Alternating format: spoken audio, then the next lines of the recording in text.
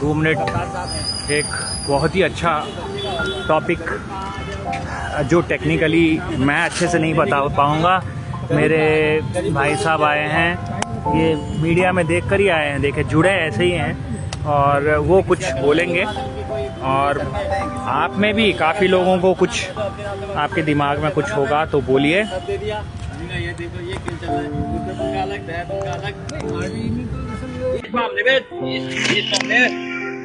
एक सेकंड छोड़ेंगे आप, इनको मत दिखाना।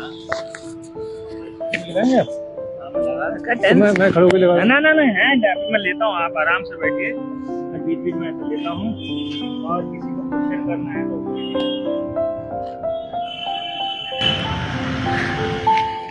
आज काफी लोग आए हैं, कुछ लोगों को मैं दिखा नहीं सकता। काफी लोग आए हैं, कुछ लोगों को दिखा नहीं सकता और वो सामने आने को तैयार है। और अभी फिर से एक मिनट बता देता हूँ कि आज हमारा पहला टॉपिक जो है शिक्षा का अधिकार लागू करो, मतलब एजुकेशन एक्ट। जो बस के किराए बढ़े हैं 2200 रुपये, उसको लेकर काफी आक्रोश है लोगों में। आप बैठिए दादा, बैठिए। और उसके लिए हमारे उजैर भाई कुछ बोलेंगे। उजैर भाई बताइए कि क्या है और आप क्या सोचते हैं। हम यही बात करेंगे कि आपके दिमाग में क्या चल रहा है और आप क्या सोचते हैं इसके बारे में। मैं एक सेकंड में इसको जरा सेट कर देता हूँ। ये हो गया आपका।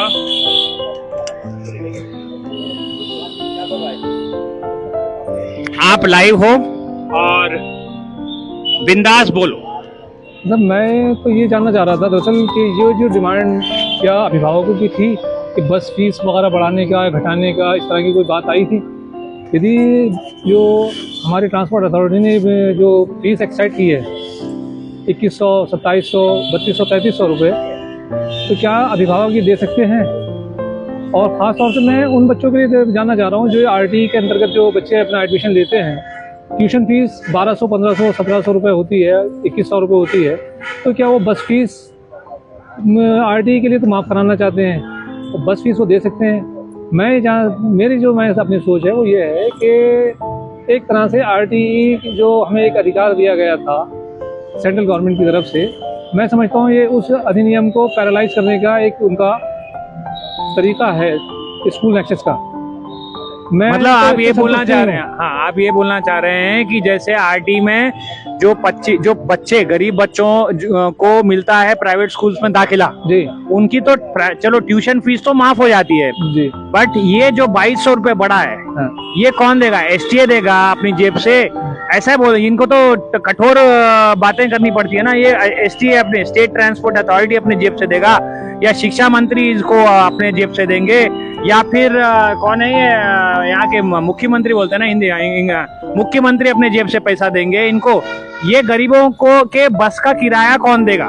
जेब से भरेंगे क्या? ये हमारा क्वेश्चन है। ये बहुत सरल भाषा में बोल रहे हैं, मैं थोड़ा कठोर भाषा में बात कर रहा हूँ। हाँ यही क्वेश्चन होगा आपका। तो बच्चे, गरीब बच्चे का। और दूसरा काफी लोगों का सवाल है कि जो मीडियम क्लास, जो उसमें भी नहीं है, जो नॉर्मल लोगों का स्कूल फीस का, बच्चे का स्कूल फीस है 1000 रुपया, समझ लीजिए महीने का, उसमें 1000 रुपये फीस देंगे और ये ट्रांसपोर्टेशन 2200 देंगे, जो आज तक 800-900 चलते आ रहा था महीने का। मतलब ये तो कोई भी 1700 रुपये सीधे, मैक्सिमम 1500 रुपये, मैक्सिमम 1500 रुपये। अभी यही चीज मैं एग्जाम्पल के तौर में बताता हूँ। क्या हुआ था, इलेक्शन का हुआ था मेयर का, तो उसमें प्रतिदिन इन्होंने कुछ घोषित किया था कि समझ लीजिए 2000 रुपये ऑटो का। अरे ऑटो ले रहा है 800 रुपया, आप बोल रहे हो उसको 2000 रुपये दो। तो मैंने क्या किया, मैंने बोला कि सर मैंने तो 800 रुपया दिया है, मैं 800 रुपये दूंगा ना। मेरा वो माना ही नहीं गया, बोलते कि नहीं सरकार ने बोला है कि आपको 2000 का बिल बनाना है। मतलब सरकार बोल रही है आप चोरी करो, जो भी करो, बिल हमको 2000 का अगर देंगे तभी लेंगे, नहीं तो हम एक्सेप्ट ही नहीं करेंगे। तो यही हिसाब यहाँ पे भी हो रहा है। बस किराया जो अभी तक 800, 900 या 1000 चल रहा था, 100-200 रुपये कोई बढ़ाता है तो समझ में आता है यही लोग इन्होंने निर्धारित कर दिया है, फिक्स कर दिया है 2200 पहले 5 किलोमीटर के लिए। उसके बाद मतलब ये डिसाइड करेंगे हम क्या खाएंगे, क्या पहनेंगे, कहाँ जाएंगे, कहाँ हगेंगे, ये लोग डिसाइड करेंगे। तो बात तो यही हो गई ना। तो ये क्यों हो रहा है? ये इसलिए हो रहा है मेरे भाइयों, क्योंकि आप लोग घर में बैठ के खाली सोशल मीडिया में देख रहे हो। जब तक आप लोग बाहर आके नहीं बोलोगे, प्रश्न नहीं करोगे, तो ये लोग ऐसे ही बढ़ाते रहेंगे। आप बहुत सारे लोग तो मीडियम और जो भी है अपर क्लास है, उन लोगों को चल जाएगा, गरीबों का क्या होगा? कौन करेगा? मेरे को ये बता दो। ये इसी के लिए मैं बोल रहा हूँ, आओ जुड़ो। दादा आप आगे बोलिए, मैं भावुक हो जाता हूँ थोड़ा।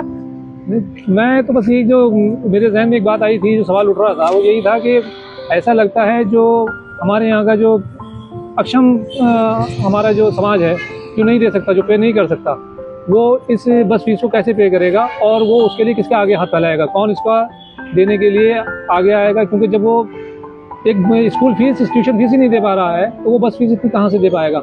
मुझे लगता है कि उन बच्चों के लिए एक तरह से कुठाराघात है उन बच्चों के ऊपर। इसके लिए क्या करना चाहिए ये बताइए। तो नीति निर्धारित लोग जो हैं हमारे, वो लोग वो इससे कि कम से कम अभिभावकों से और इनका जो एक वो था समूह बना के उनसे राय लेनी चाहिए। उस राय के अनुसार जो अभिभावक की जायज़ मांगे हैं, उन मांगों को आधार बनाते हुए कोई नीति बनानी चाहिए।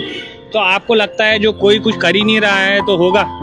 मैं तो देखिए ऐसा है ना, मैं इतना ज़्यादा वो नहीं हूँ कि जैसे आप ये कह सकते हैं कि किसी उससे हमारे नाउम्मीद भी मैं नहीं रखता, लेकिन मैं चाहता हूँ लोगों से कि लोग आगे आए, आपके साथ जुड़ें। जैसे आप लगातार आप इसमें मेहनत कर रहे हैं, तो मेरी लोगों से अपील है कि आपके साथ जुड़कर एक कम से कम एक ऐसा अभिभावक संगठन बनाएं जो आपकी मांगों को आगे लेके जाए।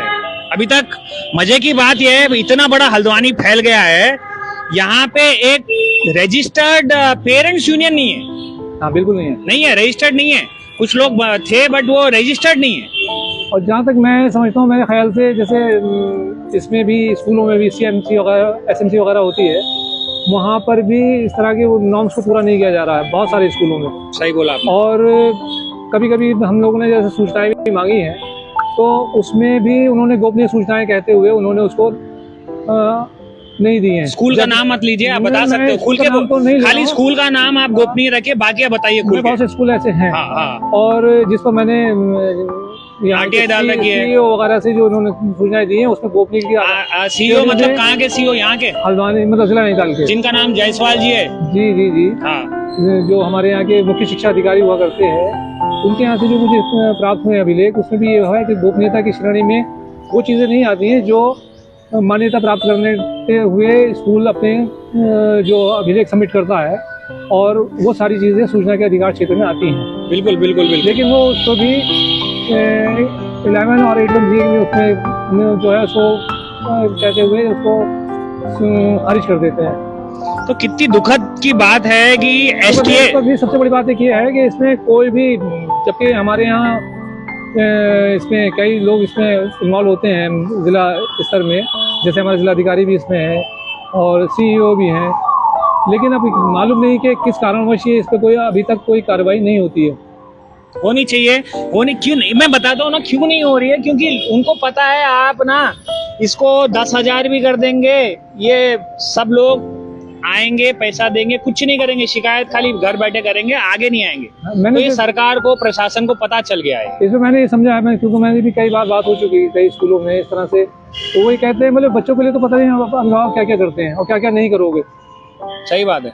तो मजबूर होता है अभिभावक बच्चों के लिए करने के लिए, क्योंकि आज के दौर में जिस तरह से बच्चों के साथ चलता है कि डिप्रेशन के शिकार हो जाते हैं, और बहुत सारे लोग बच्चे गलत रास्ते इस्तेमाल कर लेते हैं। आज देखिए नशा की प्रवृत्ति क्यों बढ़ती चली जा रही है, मालूम नहीं इसके पीछे क्या रीज़न है। नौजवान बच्चा जो अभी अभ्यर्थी ही की श्रेणी में आता है, लेकिन वो बहुत सारे रास्तों पर चला जाता है, क्यों जाता है मैं नहीं समझता, उसके पीछे क्या रीज़न रहा है, इसके भी ऊपर भी एक होना चाहिए। मेरी मांग तो यही है लोगों से। बहुत बहुत बहुत बहुत धन्यवाद। आप कुछ बोलेंगे मेरे भाई साहब? अच्छा, बाकी आपका नाम बता दीजिए। मैं तो उधर अहमद हूँ, एक सोशल एक्टिविस्ट हूँ। बिल्कुल, देखो कितना अच्छा लगा। मगर यही है, सोशल एक्टिविस्ट ही आगे आ रहे हैं और कोई आता नहीं है आगे। भाई ये जिम्मा, बाकी लोग इसलिए भी नहीं आते होंगे, ये सोचते होंगे अरे वो सोशल एक्टिविस्ट तो है ही तो सही, तो वो कर लेंगे। और लाख कर लो आपको यहाँ पे मैं एक दो चीजें बताता हूँ, लाख कर लो। अब देखो ये तो प्रशासन के हाथ में है, मतलब कोई ऐसा, ये तो प्रशासन के हाथ में, जनता के हाथ में तो है ही है, ये प्रशासन के हाथ में नहीं है। कितने दिनों से हम बोल रहे हैं कि ये बुध पार्क नशेड़ियों का अड्डा बन गया है। यहाँ रात में, सवेरे, दिन में क्या कहते हैं, खुलेआम नशा करते हैं लोग, तो उसके ऊपर तो पाबंदी की जा सकती है। यहाँ ये जो पार्क हैं ये प्लांटेशन के लिए बनाए गए थे, इसके पैसे हर महीने या हर साल निकलते होंगे। कहाँ हैं? पेड़ तो नहीं दिख रहे, पैसे हजम हो गए हैं, तो ये पैसे कहाँ जा रहे हैं? और ऊपर से ये खाली जगह नशे का अड्डा बनाने से अच्छा हमारा दूसरा जो टॉपिक है फुटपाथ, और तीसरा बुधवार को जो ठेला वेंडर जोन का जो हमारा चल रहा है, उसमें मैं ये बोलता हूँ कि जो ऐसे खाली पार जो नशे के अड्डे बन गए हैं, इसको आप आधा या जो भी है इसको आप पार्किंग भी बनाइए, इसमें आप बाकी जो रेडी ठेला जो रहता है उनको जगह दीजिए, तो अपने आप आधे से ज्यादा प्रॉब्लम सॉल्व हो जाएंगी। तो ये बात इनके क्यों नहीं समझ में आ रही? समझ में आती होगी बट जानबूझ के नहीं करेंगे, क्योंकि अगर ऐसा करेंगे तो इनके पैसे, इनके जेब गर्म होना बंद हो जाएंगे।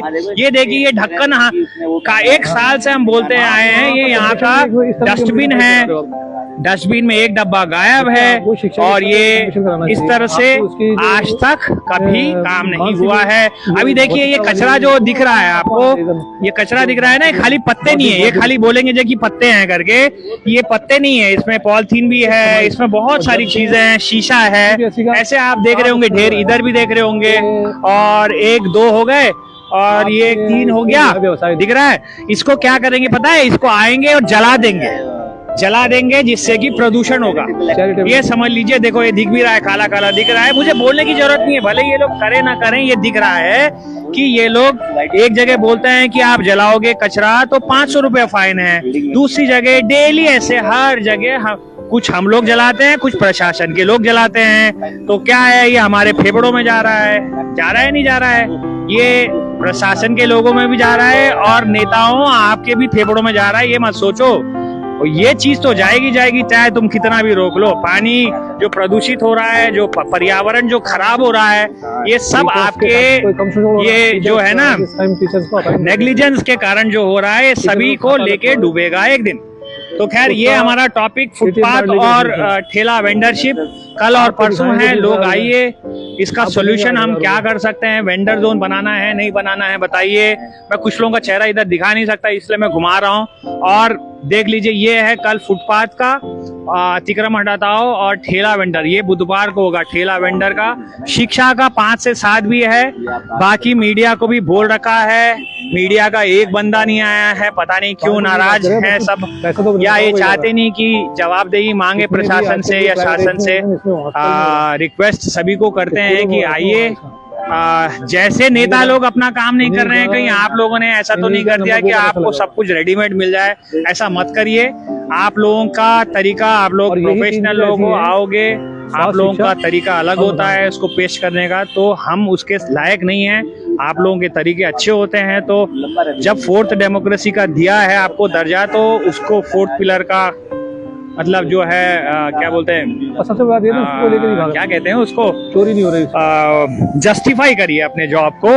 और ये तो नगर निगम है ही है, नगर निगम को कितने बार बोल दिया है, नगर निगम ही घेरा ये क्या कहते हैं फुटपाथ, ये देख लो, तो ये मामला ही वहीं से हुआ। कहाँ कौन ठीक करेगा, कैसे होगा? ये बार ये मत सोचिए कि खाली ये आंदोलन ये खाली जवाबदेही है, ये सब नोटेड हो रहा है, ये सब जितने पॉइंट्स हैं सब नोट हो रहे हैं। 20 लाख रुपए में टाइम दिया जाएगा इसका। अगर ये लोग सीरियस होकर काम नहीं करते हैं तो इसका फल शायद अच्छा नहीं होगा। फल किसके लिए अच्छा नहीं होगा? मेरे लिए नहीं, ये सभी के लिए अच्छा नहीं होगा। अब उसके बाद ठीक है, तो शाम को भी है शिक्षा सत्याग्रह, आइए, आपके मन में जो सवाल जवाब है उसको करिए और हम मिलकर काम करते हैं। मैं तो प्रशासन से भी यही बोलता हूँ, शासन से भी यही बोलता हूँ और जनता से भी यही बोलता हूँ, मिलकर करेंगे अच्छे काम होंगे। हर चीज में बवाल टलाई, हर चीज में नेग्लिजेंस अच्छी बात नहीं है। हमको मिलकर काम करना है, मिलकर देश को अच्छा आगे बढ़ाना है। और ज्यादा बोल गया फिर से तो सो सॉरी, और किसी से पर्सनल नहीं है, ठीक है। चलिए बने रहिए और उम्मीद करता हूँ लोग जुड़ेंगे। 7 दिन का है, 7 सवाल, 7 अहम सवाल जो हम सभी से जुड़े हुए हैं। धन्यवाद। पैसा तो हुई ना बहुत ज्यादा हुई।